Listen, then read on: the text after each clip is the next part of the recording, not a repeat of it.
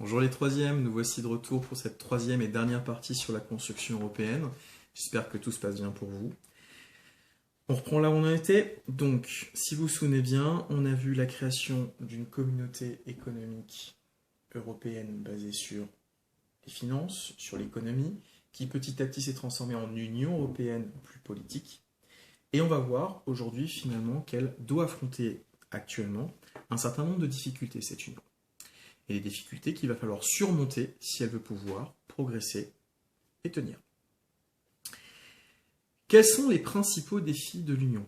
L'idée principale, c'est déjà d'arriver à rester unis envers et contre tous. Si on regarde la carte des différents États membres, on se rend compte déjà d'une chose très importante. On est étendu sur un continent, on a des populations de cultures, de façons de faire, de façons de vivre totalement différentes, avec des projets, avec des envies politiques très différentes. Et pourtant, il faut qu'on arrive à se mettre d'accord, puisque l'idée principale, dont je vous ai parlé la dernière fois, c'est que les décisions doivent toujours être prises à l'unanimité.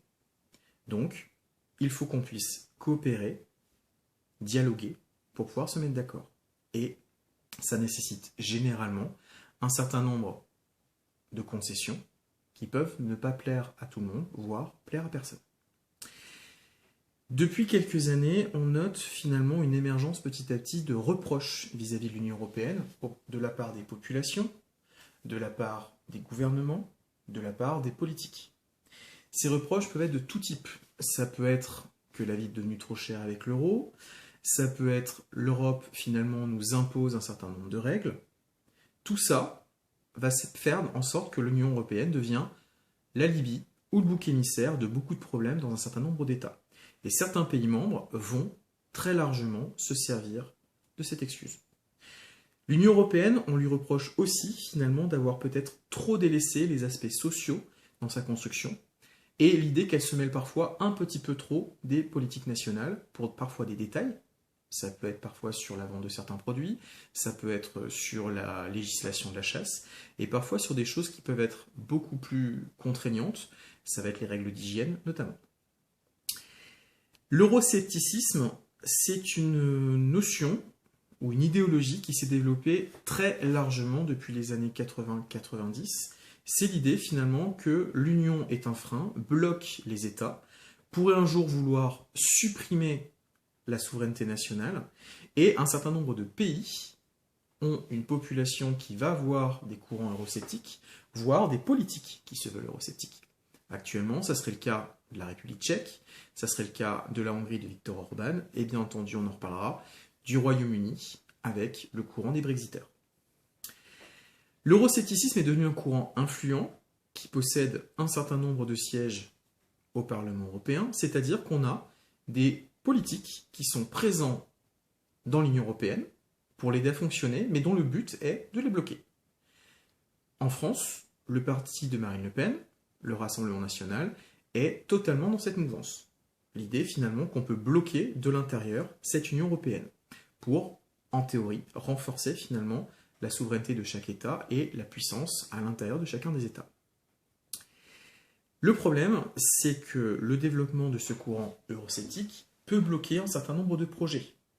Si vous avez regardé un petit peu les médias dernièrement, lorsque les derniers eurodéputés britanniques ont quitté le Parlement, certains se sont auto-congratulés, se sont félicités finalement d'avoir été responsables, d'avoir bloqué jusqu'au bout un certain nombre de règles.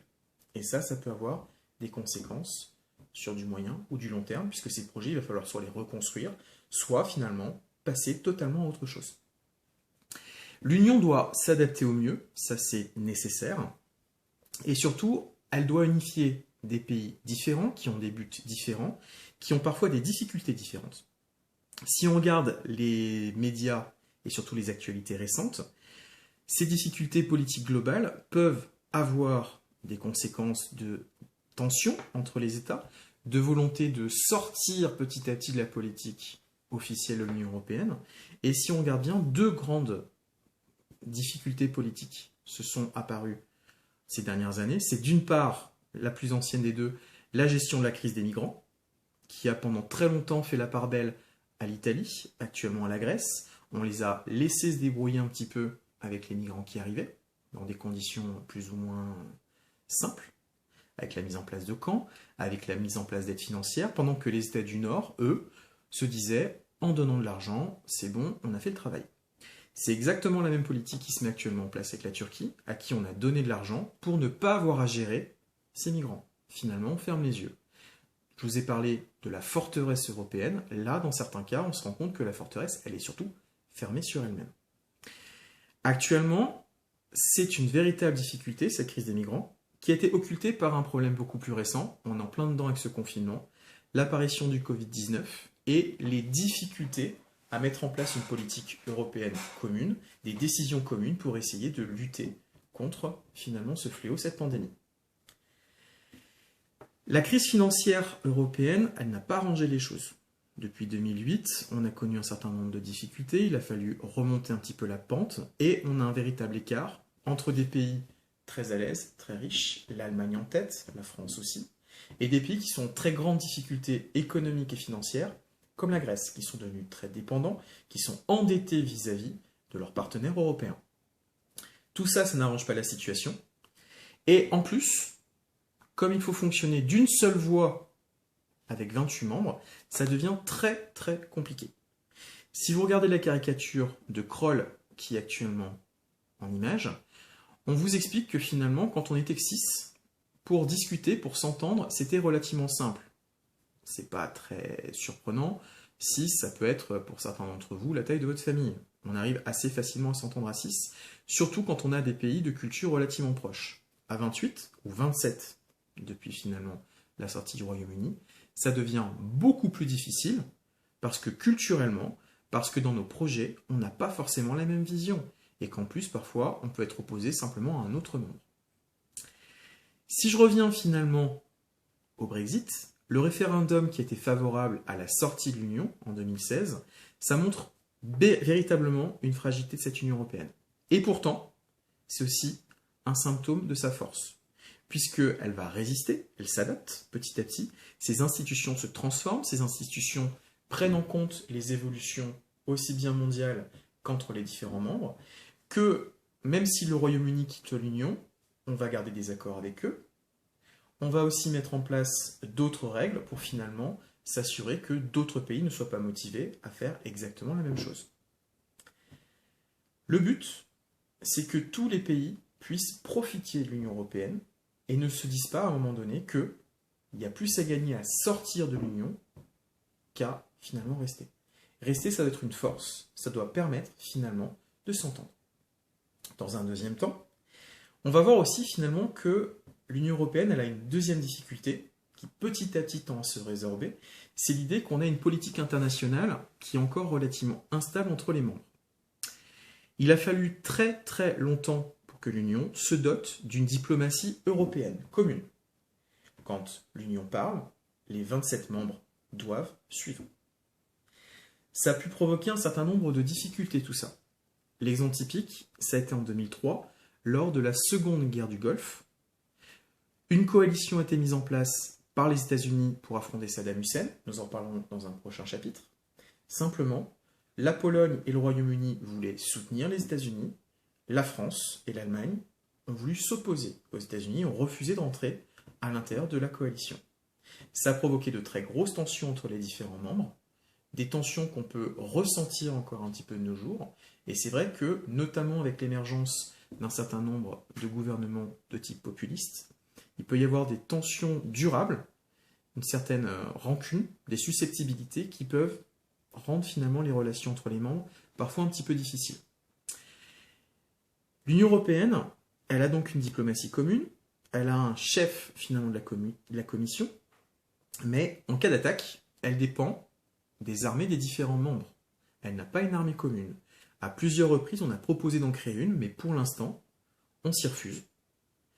Et elle doit se heurter à un certain nombre de conflits d'intérêts, notamment avec la Russie sur le dossier ukrainien, la Russie a tenté d'envahir l'Ukraine dans la région de la Crimée, l'Union européenne s'y oppose. Par contre, on va être très honnête, face à la Russie qui fournit le gaz pour une grande partie des pays orientaux ou centraux, on n'a pas vraiment de poids. On met des pressions économiques, mais pour la Russie, pour l'instant, c'est pas véritablement ce qui leur pose le plus de soucis. Actuellement, on est aussi dans l'idée qu'il faut arriver à tenir tête aux autres grandes puissances. Cette idée, elle s'est mise en place à la fin de la guerre froide. L'Union est une forteresse face à tout un tas de petits États. Il n'y a plus les deux grands comme auparavant, et pourtant, il faut tenir tête aux États-Unis, à la Russie qui reste malgré tout influente, à la Chine actuellement.